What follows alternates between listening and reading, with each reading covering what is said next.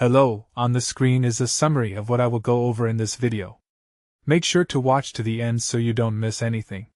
So you want to earn free rewards in NBA 2K24 without spending a dime, and I'm going to show you exactly how to do it the right way.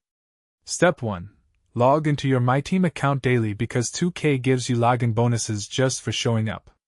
Step 2. Complete the Spotlight challenges and domination games because they reward you with packs and virtual currency.